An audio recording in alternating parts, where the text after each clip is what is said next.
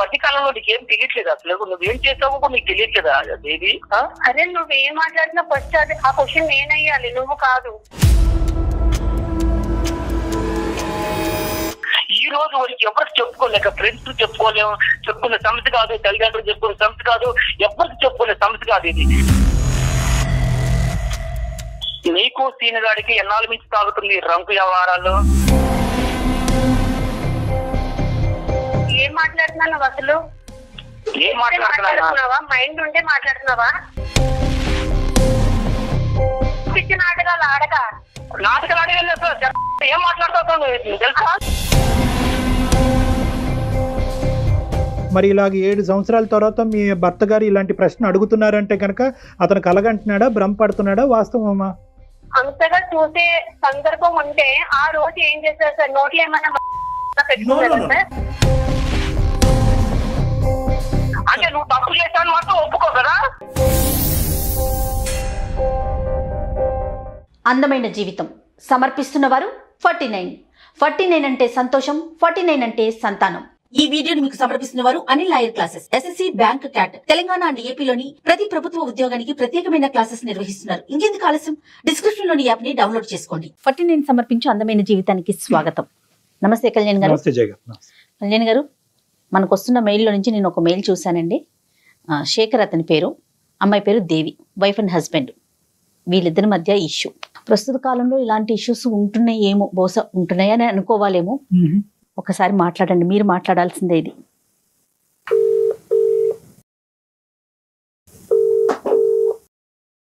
Hello hello, Shekhar గారండి?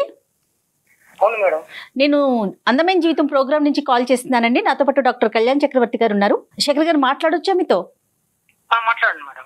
Right, మీ mail నేను చూశాను, ఒకసారి కళ్యాణ్ గారికి చెప్పండి అండి. శేఖర్ గారు సార్. నమస్తే, డాక్టర్ కళ్యాణ్ చక్రవర్తి అండి. నమస్తే సార్. ఏంటి సార్, ఏమైంది శేఖర్ గారు? ఏం లేదు సార్, నేను మా ఫ్రెండ్ ఇద్దరు చాలా ఫ్యామిలీ ఫ్రెండ్స్ గా ఉంటాం సార్. చాలా క్లోజ్ గా ఉండేవాళ్ళం. మ్యారేజ్ కాకముందు నుంచి ఫ్రెండ్స్ బాగా. అయితే మ్యారేజ్ అయిన తర్వాత కూడా ఫ్రెండ్స్ గా ఉంటున్నాం సార్. చాలా క్లోజ్ ఫ్రెండ్స్ గా ఉండేవాళ్ళు. వాళ్ళ ఇంటికి నేను వెళ్తుంటా, వాళ్ళు మా ఇంటికి వస్తుంటాడు. చాలా సరదాగా ఉండేవాళ్ళం సార్. కాకపోతే విషయం ఏంటంటే, నేను చూడరాని ఒక దృశ్యం చూశాను సార్. మీ పెళ్ళి ఎంతకాలం అయిందండి? నాకు పెళ్ళయి కనీసం ఒక 7 years అయింది సార్. పిల్లలు ఎంతమంది అండి? ఒక పాప, ఒక బాబు సార్. మీరు వర్కింగ్, ఆవిడ హౌస్ వైఫా? అవును సార్, ఆమె ఇంట్లోనే ఉంటుంది సార్, హౌస్ వైఫ్ అండి ఆమె. మీ ఫ్రెండ్ వర్కింగ్ అండి? అతను కూడా జాబ్ చేస్తూ ఉంటుంటాడు సార్, జాబ్. అయితే నేను అతను మా ఇంటికి వస్తుంటాడు, నేను వాళ్ళ ఇంటికి వెళ్తుంటాను. చాలా ఫ్యామిలీ ఫ్రెండ్స్ క్లోజ్ గా ఉంటాను సార్. కాకపోతే ఈ మధ్య కాలంలో ఏంటంటే, ఒక రోజు నేను అనుకోకుండా బయటికి వెళ్దామని అనుకున్నాను సార్.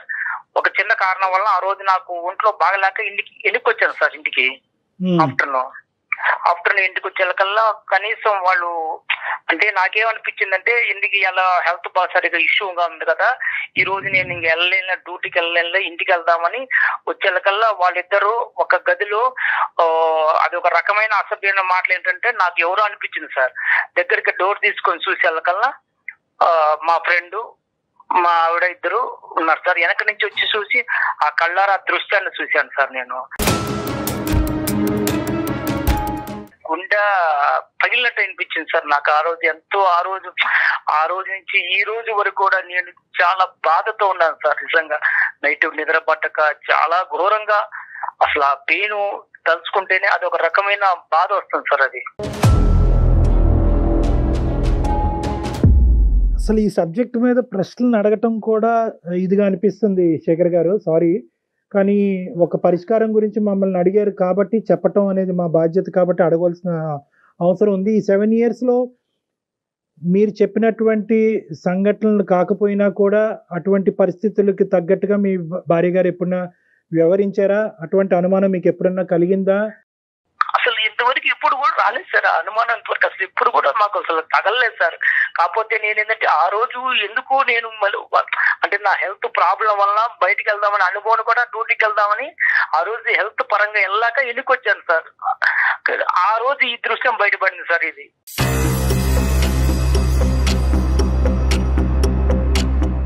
శేఖర్ గారు ఒక్క నిమిషం, మాకు డైజెస్ట్ చేసుకోవడం కష్టంగా అనిపిస్తుంది.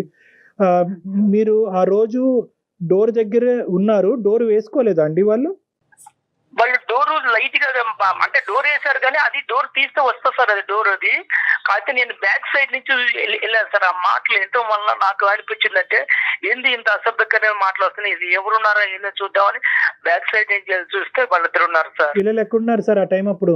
స్కూల్కి వెళ్ళారు సార్ పిల్లలు. ఇంకా రాలే పిల్లలు స్కూల్ నుంచి? ఇంకా పిల్లలు రాలేదు సార్, నేను ఆఫ్టర్నూన్ వచ్చాను సార్. అప్పటికి మీ ఇద్దరి మధ్యన ఎప్పుడన్నా ఇటువంటి డిస్కషన్స్ వచ్చినాయా? అంటే సహజంగా భార్యాభర్తల మధ్యన చాలా కామన్ గా ఇలాంటి చిన్న చిన్న అనుమానాలు ఇలాంటివి అవుతూ ఉంటాయి. ఆ విధమైనటువంటి మీరు అనుమానం పట్టడం అనేటటువంటి పరిస్థితులు ఇంతకు ముందు వచ్చినాయా? అంటే ఒక సంఘటన పరంగా అవనియండి, ఒక సంఘటన కాకపోయినా అవనియండి, అనుమానమైనటువంటి సబ్జెక్టు మీ 7 సంవత్సరాల ప్రయాణంలో ఎప్పుడన్నా ఉందా? ఏ రోజు కూడా అసలు ఆ ఆలోచన కూడా థాట్ కూడా రాలేదు సార్. ఎందుకంటే సొంత ఫ్రెండ్, చాలా క్లోజ్ గా ఉంటాడు, భార్య నేను చెల్లెలతో భావించుకుంటాడని టైప్ లో ఆలోచించుకుంటున్నాం కానీ ఏ రోజు కూడా ఇంత థాట్ అనేది ఏ రోజు రాలేదు సార్. ఆ మీద అనుమానం కూడా లేదు సార్. నాకు అంత ఇదిగా ఉండేవాళ్ళం సార్. ఫ్యామిలీ ఫ్రెండ్స్ కు వాళ్ళ భార్య కూడా మా ఇంటికి వచ్చేది, మా మిస్సెస్ కు వాళ్ళ ఇంటికి వెళ్ళేవాళ్ళం, ఏదైనా ఫంక్షన్ ఉన్నప్పుడు అన్నిటికీ వెళ్తుండేవాళ్ళం సార్. అటు వస్తూ పోతుండేవాళ్ళం సార్. ఇప్పుడు తప్పుగా అనుకోకండి శేఖర్ గారు, నేను అడగటం కాదు, మన ప్రోగ్రామ్ చూసేటటువంటి చాలా మంది ప్రేక్షకులు అడిగేటటువంటి ప్రశ్న నేను మిమ్మల్ని అడుగుతున్నాను. మీ మాట నమ్మవలసిన అవసరం ఏముంది సార్? నీ కళ్ళారా చూశాను సార్. అది నీ కళ్ళారా చూడబట్టి ఇంత డిసిషన్ తీసుకుని ఎవరికి చెప్పుకోవాలో తెలియక ఏం చేయాలో తెలియక 10 రోజుల నుంచి మనయ్యదో పడుతున్నాను సార్. ఆమెను అడగలేక, మా ఫ్రెండ్ తో చెప్పుకోలేక ప్రతిరోజు నరకం అనిపిస్తున్నాను సార్. నేను కొనుక్కున్నప్పుడల్లా అసలు అర్ధరాత్రి లేచి మెలుకు చూస్తే ఇదే సంఘటన గుర్తొస్తుంది సార్ నాకు. మీరు చూసినట్టు కానీ లోపల ఉండేటటువంటి మాటలు విన్నట్టుగా కానీ మీ భార్య గారికి అయితే తెలియదు ఇప్పటికొచ్చి? ఇంతవరకు తెలియదు సార్. వాళ్ళకి అసలు చెప్పడం కూడా చెప్పలేదు. నేను తిరుగుతూ అడగలేదు సార్. నేను ఎవరికి చెప్పుకోలేక ప్రతిరోజు మనోయాది అనుభవిస్తున్నా సార్ నేనైతే. 4 గోళ్ల మధ్యన అడగవలసినటువంటి ప్రశ్నలు, ఒక క్లినిక్ లో అడగవలసిన ప్రశ్నలు తప్పని పరిస్థితిలో నేను ఈ రోజు మిమ్మల్ని అడుగుతున్నాను శేఖర్ గారు. మీ భార్య మీ ఇద్దరి మధ్యన ఈ జీవితం ఎలా ఉంది? అంటే మీ ఇద్దరి మధ్యన ప్రేమ ఆప్యాయతలు కానీ లేదంటే వేరే అంశాలు ఎలా ఉన్నాయి? సార్ అన్యోన్యంగా ఉండేవాళ్ళం సార్. ఇద్దరు కూడా చాలా అన్యోన్యంగా. ఎట్లంటే ఆమె ప్రతిరోజు నాకు అన్ని రకాలుగా సహకరిస్తుంది. నేను కూడా ఆమె అడిగిన దానికి ప్రతి ఒక్క దానికి నేను కూడా సహకరిస్తాను. అన్ని విషయాల్లో, పిల్లల విషయంలో కానీ ఆమె విషయంలో కానీ ఏ రోజు కూడా ఏ చిన్న తేడా కూడా ఉండదు సార్. మీ ఫ్రెండ్ యొక్క క్యారెక్టర్ ఏంటి సార్? సారీ మళ్ళీ అడుగుతున్నాను. ఇదే సార్ నేను ఫస్ట్ టైం చూస్తాను సార్. ఏ రోజు కూడా మా ఫ్రెండ్ కూడా నా దగ్గర ఏ రోజు కూడా చాలా క్లోజ్ గా ఉండి, చాలా ఫ్రెండ్షిప్ గా ఉండి, అంత ఇదిగా ఉన్న మనిషి ఎందుకు ఆ విధంగా చేశాడనేది కొంచెం నాకు ఇంకా డౌట్ అనిపిస్తుంది సార్. ఆ డౌట్ వల్ల వాళ్ళని ఇద్దరు కూడా నిలదీయలేకపోయారు. మీ ఫ్రెండ్ కూడా సిన్సియర్ గానే ఉంటాడు. ఇలాంటి అమ్మాయిలు వ్యవహారాలు ఇలాంటివి సరదాగా ఫ్రెండ్స్ మధ్యన మాట్లాడుకుంటూ ఉంటారు. అలాంటి టాపిక్స్ కూడా ఎప్పుడూ లేవు. అతను వాళ్ళ భార్యతో కూడా బానే ఉన్నాడు. అక్కడ కూడా గొడవలు ఏం లేవు. ఏం లేదు సార్. ఏ రోజు కూడా రాలేదు సార్. ఆయనకి ఎంతమంది పిల్లలు? అతనికి ఎంతమంది పిల్లలండి? అతనికి ఒక పాప అండి. మీ ఫ్రెండ్ మీతో ఎలా ఉన్నాడు ఈ 10 రోజులు బట్టి? మీ భార్య మీతో ఎలా ఉంది? ఈ జరిగిన సంఘటన తర్వాత వాళ్ళు నాకన్నా ఎక్కువగా నటిస్తున్నారు సార్. అసలు వాళ్ళకి ఏందో తప్పు చేయలేనట్టుగా నా ముందు వాళ్ళు చేస్తుంటే నాకే ఒక్కోసారి అసహ్యం వేస్తుంది సార్. ఎందుకంటే అంత ఘోరంగా వాళ్ళు నటనలో అంత జీవిస్తున్నారు సార్. ఏమి తెలియనట్టుగా, ఏది అసలు జరగనట్టుగా. కానీ నా మనసుకు తెలుస్తుంది అది ఏంది ఇంత అప్పటికన్నా వీళ్ళు ఇంకా ఎక్కువగా నటిస్తున్నారు. కారణం ఏంటి? నన్ను అసలు ఏ రకంగా చూస్తున్నారో తెలియట్లేదు సార్. అది ఆ విషయం. శేఖర్, ఒక్క విషయం, ఈ కాన్వర్జేషన్, ఈ ఫోన్ కాల్ ఇలా కంటిన్యూ చేద్దామా లేదంటే పర్సనల్ గా క్లినిక్ లో కలుస్తారా? మీకేం అభ్యంతరం లేదా ఇలా మాట్లాడటం? మాట్లాడే అభ్యంతరం లేదు కానీ ఈ సమస్యకు సొల్యూషన్ దొరకాలి సార్. నాకు అదేనండి మనసులో బాధ ఎక్కువ. ఏం కావాలి మా దగ్గర నుంచి? ఏం ఎక్స్పెక్ట్ చేస్తున్నారు? నేను ఆమె డైరెక్టర్ గా అడగలేకపోతున్నాను సార్. మీరు కొంచెం మీ ద్వారా అడిగితే నాకు కొంచెం ఇలాంటి విషయాన్ని మనం మాట్లాడే విషయం కాదు కదండి. శేఖర్, ఇక్కడ కొద్దిగా సెన్సిటివిటీస్ అనేటటువంటి అంశాలు ఉంటాయి. స్త్రీ గౌరవం అనేటటువంటి అంశం ఉంటుంది. సో ఇక్కడ ఆధారం లేకుండా మాట్లాడటం, ఒక పబ్లిక్ ప్లాట్ఫామ్ మీద ఇంత సెన్సిటివ్ ఇష్యూ మాట్లాడటం అనేది కరెక్ట్ కాదు. అందు గురించి మీకు ఆప్షన్ కూడా ఇచ్చాను. మీరు క్లినిక్ లోకి వచ్చి ప్రైవేట్ గా మాట్లాడతారని అడిగాను. కానీ మీరేమంటున్నారంటే ఇక్కడే నాకు ఆ సొల్యూషన్ కావాలి అని అంటున్నారు. కాబట్టి ఇక్కడ మేము మాట్లాడేదానికంటే మీరు మీ భార్య గారిని, ఎందుకంటే మీకు ఆ హక్కు ఉంది, మీకు అడిగేటటువంటి అధికారం ఉంది, మీ ఇద్దరి మధ్యన ఆ స్వేచ్ఛ ఉంది, కాబట్టి మీరు అడగండి, ఆవిడ రెస్పాన్స్ ఏంటి అన్నది వింటాం. ప్రధానంగా ఈరోజు మీరిద్దరూ మాట్లాడుకోవాల్సినటువంటి అంశం, ఒకప్పుడు ఇష్యూ చేయి దాటి ఇంకో లెవెల్కి వెళ్తున్నట్టుగా అయితే కనుక ఖచ్చితంగా ఆ కాన్వర్సేషన్ అక్కడ ఆపి మీరు క్లినిక్ వచ్చి కలవాల్సిన అవసరం ఉంటుంది. ఓకేనా? ఈ కండిషన్స్ మీద అయితేనే మనం కంటిన్యూ చేద్దాం, లేదంటే కట్ చేద్దాం. మాట్లాడదాం. సరే, ఓకే సార్, మాట్లాడతాను sir. Right, okay, call connect చేయండి.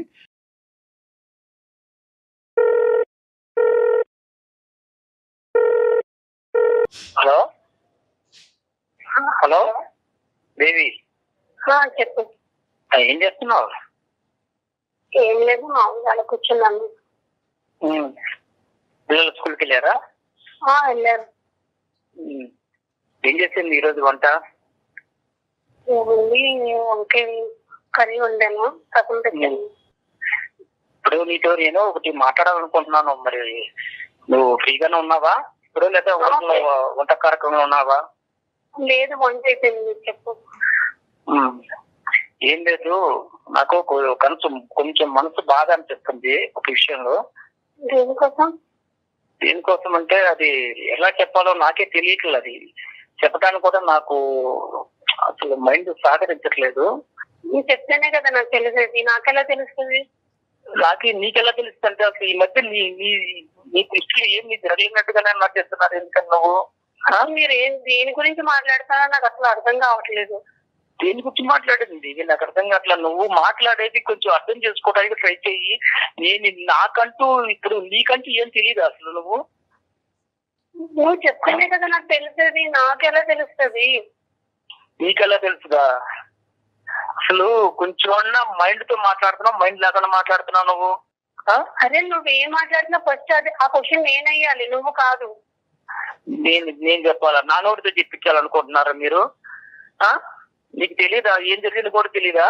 అంటే నీ స్వార్థంగా నువ్వు చూసుకుంటున్నావు, కానీ మనిషికి ఎందుకు ఇంత 10 వేల నుంచి మనిషి ఎందుకు బాధపడుతున్నాడు, ఎందుకు వస్తున్నాడు, సరిగా ఉండలేదు, మాట్లాడలేదు, పిల్లలతో మాట్లాడలేదు, కనీసం ఏమైనా కొంచెమైనా ఒక రవ్వంతనే ఆలోచిస్తున్నావా? మీరు వెళ్ళొచ్చిన దానికి మీరే సరిగ్గా ఉండట్లేదు, సరిగ్గా తినట్లేదు, సరిగ్గా ఉండట్లేదు. ఏమైందని జరిగినా మీరు ఏమి మాట్లాడలేదు. ఇప్పుడు ఏదేదో మాట్లాడేస్తే నాకు ఎలా తెలుస్తుంది? మీ ఈ మధ్య కాలంలో నీకేం తెలియట్లేదు అసలు. నువ్వేం చేసావో నీకు తెలియట్లేదా దేవి? నీకేం తక్కువ చేశాను నేను? కనీసం ఏ విషయంలో తక్కువ చేశాను చెప్పు. బట్టల విషయంలో తక్కువ చేశానా, తిండి విషయంలో తక్కువ చేశానా, లేకపోతే మనం ఏదైనా సరదాగా టూర్ వెళ్ళాలన్నప్పుడు ఏ రోజైనా నువ్వు అడిగితే తీసుకెళ్లకుండా, లేకపోతే ఇక్కడ సినిమాల విషయంలో తక్కువ చేశాను, ఏ విషయంలో తక్కువ చేశాను నన్ను ఇదిగా చేసావు నువ్వు అసలు? మీకు మీరు అలా మాట్లాడుకుంటే వెళ్ళిపోతున్నారు. నేను ఏం తక్కువ చేశాను? ఏ రోజైనా మిమ్మల్ని క్వశ్చన్ మార్క్ వేసానా? నేను అన్నానా? మరి నువ్వు చేసిన ఒక్క ప్రాబ్లం వల్ల నేను ఎంత నరకం అనిపిస్తున్నాను తెలుసా? నేను ఈ రోజు వరకు ఎవరికి చెప్పుకోలేక, ఫ్రెండ్స్ చెప్పుకోలేము, చెప్పుకునే సమస్య కాదు, తల్లిదండ్రులు చెప్పుకునే సమస్య కాదు, ఎవరికి చెప్పుకునే సమస్య కాదు. ఇది కళ్ళారా చూసినా అన్నంతగా అనిపిస్తుంది తప్ప అది నిజమో కాదు.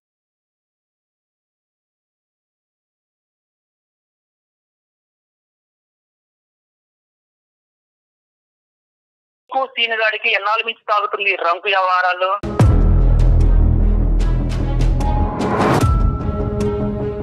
ఏం మాట్లాడుతున్నావు అసలు? ఏం మాట్లాడుతున్నావా? మైండ్ ఉంటే మాట్లాడుతున్నావా? అంటే నీకు తెలియదా సీనుగాడికి నీకు ఎన్నాళ్ళ నుంచి తాగుతుందో తెలీదా? అర్థం అవుతుందా? ఏదేదో మనసులో ఏదో పెట్టుకొని ఏదో మాట్లాడుతున్నారు. అందమైన జీవితంలో కళ్యాణ్ చక్రవర్తి గారు సైకాలజిస్ట్ గారు ఉన్నారు. కావాలంటే నువ్వు ఎంతకాలం నుంచి తాగుతుందో ఈ రంకు ఆయనే తేలుస్తారు. అది ఆల్రెడీ శేఖర్, మీరు కాదు నాన్న, ఇప్పుడు ఓకే నువ్వు మాకు ఫోన్ చేసావు, ఓకేనా, నీకు ఒక ఇబ్బంది ఉందని ఫోన్ చేసావు, డాక్టర్ గారు ఉన్నారు, డాక్టర్ గారు వింటున్నారు, డాక్టర్ గారు తేలుస్తారు అని చెప్పి ఆ అమ్మాయి థ్రెట్ చేయవలసినటువంటి అవసరం లేదు. ఆ అమ్మాయితో మాట్లాడేటప్పుడు మమ్మల్ని పావుగా వాడుకోవద్దు, ఇది చాలా సున్నితమైనటువంటి అంశము, చాలా జాగ్రత్తగా డీల్ చేయవలసినటువంటి అంశము. ఇక్కడ డాక్టర్ గారు ఉన్నారు, అతను వింటున్నాను, కాబట్టి నీ యొక్క కథ అంతా నేను బజారు కీడుస్తాను అనేటటువంటిది కాదు. ఇది భార్యాభర్తలకు సంబంధించినటువంటి ఒక సున్నితమైనటువంటి అంశం. మీరు సున్నితంగా ఆ అమ్మాయిని అడగండి. మీరు ఇంతకాలం ఎలాగైతే ప్రేమతో ఆ అమ్మాయిని చూసుకున్నారో అదే ప్రేమతో ఈ అంశాన్ని అడగండి. తన నుంచి నిజాన్ని రాబట్టుకునేటటువంటి ప్రయత్నం చేయండి. అమ్మ ఎవరు దేవి అమ్మ, సారీ అమ్మ, ఇది ఏంటంటే అతను కాల్ కనెక్ట్ చేసినప్పుడే మేము ఉన్నాము అనేటటువంటి అంశం ఒక భర్తగా నీకు చెప్పవలసినటువంటి అవసరం ఉంది. కానీ అతను అది చెప్పలేదు. బహుశా అతను కూడా చాలా సందిగ్ధ పరిస్థితిలో చాలా భావోద్రేకంతో ఉన్నాడు కాబట్టి అది చెప్పలేదు. కానీ ఈరోజు మా పాత్ర అనేటటువంటిది కేవలం అతను ఈ అంశం చెప్పి మాకు ఫోన్ చేశాడమ్మా, డాక్టర్ గారు నేను ఇలాంటి చూడకూడనటువంటి ఒక భయానకమైనటువంటి ఇష్యూ నేను చూశాను నా భార్యకి వేరే వ్యక్తికి మధ్యన. అయితే అది నేను డైరెక్ట్గా ఈ 7 సంవత్సరాలు బట్టి మా ఇద్దరి మధ్యన అటువంటిది ఏది లేకపోవటం వల్ల డైరెక్ట్గా నేను అడగలేకపోతున్నాను, మీరు అడుగుతారా అండి అని అడిగాడు. చాలేవయ్యా, మేము అడగటం కాదు, మేము ఫోన్లోనే అసలు ఇలాంటివి డిస్కస్ చెయ్యం, కావాలంటే హాస్పిటల్కి వస్తావా 4 గోళ్ల మధ్యన మాట్లాడదాం అంటే లేదు సార్, అది ఇక్కడే తేలాలి. సో ఈ అంశం గురించి ఒక నిమిషం నాన్న, నీ పర్మిషన్ తీసుకోవాలి, నీ కన్సెంట్ తీసుకుని మేము కంటిన్యూ చేయాలి. ఈ ఇష్యూ అతని మనసులో ఒక భావోద్రేకం ఉంది, ఒక వేదన ఉంది, ఇది ఈ రోజు ఇక్కడే తేల్చుకోవాలని అనుకుంటున్నాడు. ఈ ప్లాట్ఫామ్ మీద, అందమైన జీవితం అనేటటువంటి ఈ ప్లాట్ఫామ్ మీద నేను డాక్టర్ కళ్యాణ్ చక్రవర్తి, మన సీనియర్ యాంకర్ జయ గారు, మేమిద్దరం ఈ కేసు డీల్ చేయటం అనేది నీకు ఇష్టమేనా, లేదా క్లినిక్ వచ్చి 4 గోళ్ల మధ్యన మాట్లాడాలని అనుకుంటున్నావా? ఫస్ట్ ఆయన ఏం చెప్తున్నారు అన్నది నాకు క్లారిటీ లేదు సార్. ఆయన నా మీద బురద చల్లుకునే ప్రయత్నం చేస్తున్నాను సార్. అదే నాన్న, నీకు ఓకే అంటే కనుక ఫర్దర్గా వెళ్దాం. సో బేసికలీ ఏంటంటే ఒక 10 రోజుల క్రితం నీ భర్త గారు నిన్ను వేరే వ్యక్తితో చూశాడంట. సో అది అతను చాలా మనస్తాపం చెందాడు. ఏం చూశాడు, ఎలా చూశాడు, ఇవన్నీ వద్దమ్మా, ఇవన్నీ మనం మాట్లాడుకోవద్దు. కానీ అతను చూశాడంట. సో దాని గురించి నీ అభిప్రాయం? సరే, చూసేటప్పుడు అప్పుడే అడగాలి కదా సార్. ఆయన మనసులో ఏదో పెట్టుకొని నా మీద బురద చల్లే ప్రయత్నం చేస్తున్నాను సార్. మనసులో ఏదో పెట్టుకున్నాడు. ఏం చేస్తావు తెలియదా నీకు? పట్టుకుంటే నీ పొరుగు పోయి తెలుసా? ఆ రోజు నేను పట్టుకుంటే నీ పొరుగు పోయి తెలుసా?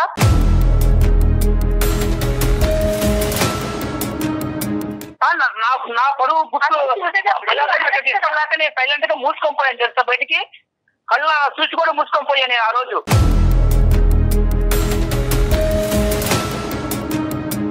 అసలు నీకు పిచ్చి నాటకాలు ఆడక చెప్ప ఏం మాట్లాడుతావు తెలుసా? నువ్వు ఏం మాట్లాడుతున్నావు? నా మీద బురద చల్లే ప్రయత్నం చేసుకుంటూ నువ్వు ఏదేదో మాట్లాడుకుంటే కొన్ని ఇస్తారాజు అయిపోయింది అంతాను.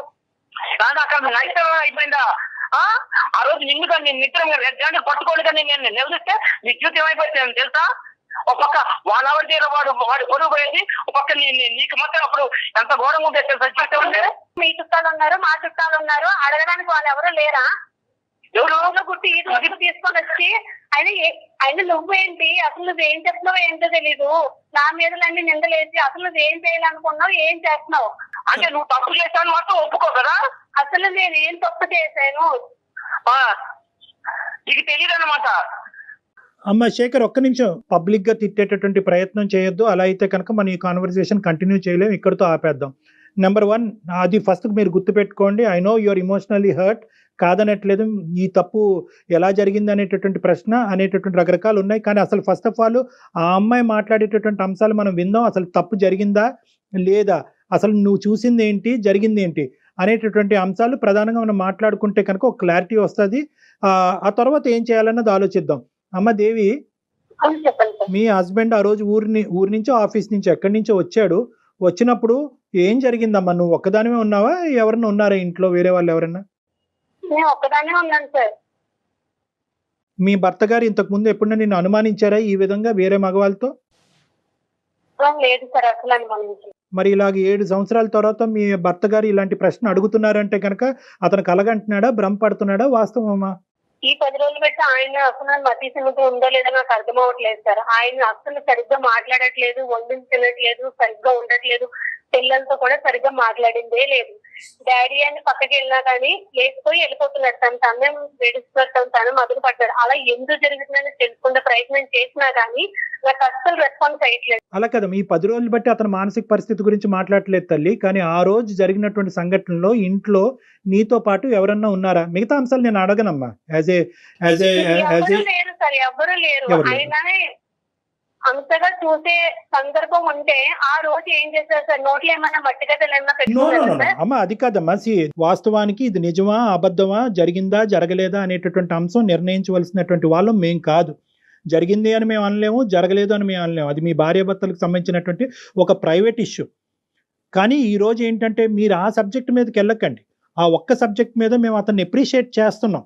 ఒకప్పుడు ఇటువంటిది ఏదైనా జరుగుంటే ఎక్స్ అనేటటువంటి కేసు సినారియో తీసుకుందాం. మీ ఇద్దరు దాంట్లో జరిగిందో లేదో అనేటటువంటిది మనం మాట్లాడద్దు. ఒక ఎక్స్ అనేటటువంటి బయట కేసు సినారియోలో భర్త ఇలాంటి బట్టబయలు చేయలేదు, దాచిపెట్టుకున్నాడు అంటే కనుక భార్య, కుటుంబం, పిల్లల యొక్క పరువు కాపాడటం గురించే అతను చేశాడు అని వర్ణించవచ్చు. మీరు అది రెట్రోస్పెక్టివ్ ఈ రోజు ఇంకో విధంగా అడుగుతున్నారు, నన్ను రెడ్ హ్యాండెడ్ గా పట్టుకుంటే ఏమై ఉండేది. అంతలా చేసినోడు ఏంటి ఈ రోజు ఇలా చేయలేడు కదా సార్. ఏ తప్పు చేయకంటేనే ఇంత నిందలేసి ఆయన మనసులో ఏదో పెట్టుకొని ఏదేదో మాట్లాడతారు. అసలు ఏం చేయాలనుకున్నాడు కూడా నాకు అర్థం సో కావట్లేదు. నీ ఉద్దేశంలో ఏంటంటే అతని మానసిక పరిస్థితి బాలేక ఏవో కనిపించుకున్నవి అతని కళ్ళకు కనిపించినవి అతను భ్రమపడుతున్నాడు అని ఊహించుకుంటున్నాడు. వాస్తవానికి అక్కడ ఏమీ జరగలేదు అనేది నీ వాదన దేవి. అంతే సార్, అదే కరెక్ట్ అంతే సార్. అదే అంతే ఫుల్ స్టాప్. మేము దాన్ని ఒక నిమిషం దేవి మాట్లాడుతున్నాడు. నీ వర్జన ఏం కాదు సార్, నేను కళ్ళారా చూశాను సార్. అది నేను కళ్ళారా చూశాను. ఆ రోజు కళ్ళారా చూసిన తర్వాతనే నా మనసు చెడిపోయింది సార్. అది నేను కళ్ళారా చూశాను. అది కనీసం ఈమె కానీ వాడు కానీ ఏంది ఇలాగున్నావు అని కూడా ఒక్క క్వశ్చన్ కూడా నన్ను అడగలేదు సార్. వాళ్ళ ఆనందాలు, సంతోషాలు వేరు వేరుగా ఉన్నాయి. కొన్ని రోజులు సరిగ్గా ఉండక, సరిగ్గా తినక, మానసిక భావం సరిగ్గా బాగోక అప్పటికి నేను అడుగుతున్నాను. నీకు ఏ తప్పు కనిపించినా నాకు అర్థం కావట్లేదు. నాకు మానస్థితి బాగానే ఉన్నది. నేను మానస్థితి బాగున్న బట్టే ప్రతిరోజు డ్యూటీకి వెళ్ళగలుగుతున్నా. అర్థమైందా? మానస్థితి బాగాలేకపోతే డ్యూటీ ఆపేసి ఇంట్లో ఉండేవాడిని. అర్థమైందా? నువ్వు చేసిన దానికి సమర్థించుకోవడానికి చూడబాకు. నువ్వు అదే నువ్వు చేసుకుంటే నువ్వు వింటూ ఉంటే నువ్వు ఏది మాట్లాడినా అది కరెక్టే. అలా మేము ఒప్పుకోవాలి. అదే నేను మన పెళ్ళి ఇంతకాలమైనా ఏ రోజైనా నిన్ను నిలదీసి నేను అడిగానా? నీ ప్రశ్న శేఖర్, నేను ఎప్పుడైనా నిన్ను నిలదీశానా, నేను ఎప్పుడైనా నీ మీద ఇలా అనుమానం పడ్డానా అనేటటువంటి మాట ఎంత కరెక్టో, దేవి కూడా అటువంటి విధంగా ప్రవర్తించకపోవటం అనేటటువంటిది 7 సంవత్సరాలు బట్టి మీ కళ్ళ ద్వారా మీరు కూడా చూశారు. సో అది కూడా పాయింటే. ఇక్కడ ఏంటంటే ఆవిడ ఇంతకు ముందు ఇలా ఉందండి, ఇప్పుడు ఇలా ఉందండి, తర్వాత ఇలా చేసింది అనేటటువంటి ఎగ్జాంపుల్స్ మీరు ఇవ్వలేకపోతున్నారు. మొదటి నుంచి నా భర్తకు అనుమానం అనేటటువంటి ఒక ఇది ఉందండి అని చెప్పి ఆవిడ చెప్పలేకపోతుంది. సో ఇదేంటంటే ఒక ఇన్సిడెంట్ చుట్టూరు జరిగినటువంటి ఒక ఇష్యూ కింద మనం పరిగణలోకి తీసుకోవాలి. సో మీరిద్దరూ మేడ్ ఫర్ ఈచ్ అదర్. మీరిద్దరూ ఇప్పుడు వరకు మీ ప్రయాణం చాలా సాఫీగా జరిగింది, ఎటువంటి ఇబ్బందులు లేకుండా జరిగింది. ఇప్పుడు ఉండేటటువంటి ఈ పరిస్థితిలో మీరేదో చూడరానటువంటిది మీరు చూశారని అంటున్నారు. ఆవిడేమో వచ్చి మీ మానసిక పరిస్థితి బాలేక మీకు అది కనిపించింది, కానీ నా క్యారెక్టర్ అసాసినేషన్ చేసే హక్కు నీకు లేదు అని అంటుంది. సో ఇది చాలా సెన్సిటివ్ ఇష్యూ. ఎప్పుడు ఇంతగా ప్రవర్తిస్తున్నారు. అది ఎందుకు వలన జరుగుతుంది అన్నది నాకైతే తెలియట్లేదు. ఏం తెలియట్లేదు. నేను కేవలము పిల్లల దృష్టిలో పెట్టుకొని శేఖర్, మీరు ఎంత వేదనలో ఉన్నారు, ఎంత బాధలో ఉన్నారు అన్నది మాకు అర్థం అవుతుంది. అదే విధంగా ఈ ప్లాట్ఫామ్ మీద నీ భార్య గారి యొక్క క్యారెక్టర్ గురించి మాట్లాడి ఒక కన్క్లూజన్కి వచ్చి ఒక కన్ఫర్మేషన్ ఇచ్చేటటువంటి వేదిక ఇది కాదు. ఎందుకంటే మీరు చూసింది, నేను చూసింది అబద్ధం అండి, నా భార్య పరువు నేను ఇలా పబ్లిక్గా వచ్చి తీసుకుంటానా అనేటటువంటి అంశాల గురించి ఈ వేదిక అది మాట్లాడదు. అట్ ద సేమ్ టైం ఆవిడ క్యారెక్టర్ ని అసాసినేషన్ చేసేటటువంటి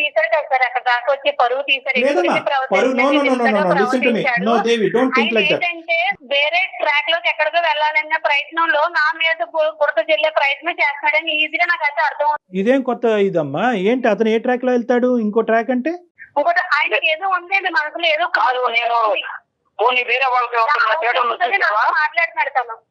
కాదు, నేను వేరే వాళ్ళతో ఎవరితో థియేటర్లో చూసావా? పోనీ నా గురించి ప్లాట్ ఎప్పుడైనా విన్నావా? ఒకసారి క్లినిక్ వచ్చి మాట్లాడినట్టు బాగుంటుందేమో.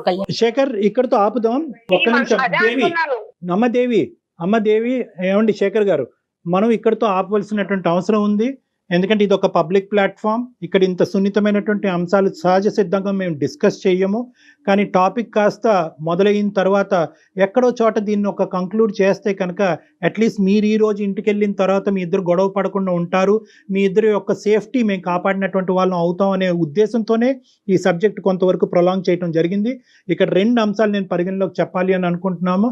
దేవి గారు, ఇక్కడ మీ క్యారెక్టర్ ఎవరు అసాసినేట్ చేయలేదు, ఎవరు కూడా మిమ్మల్ని వేలెత్తి చూపెట్టలేదు, మీరు తప్పు చేసినట్టుగా ఎవ్వరూ మాట్లాడలేదు.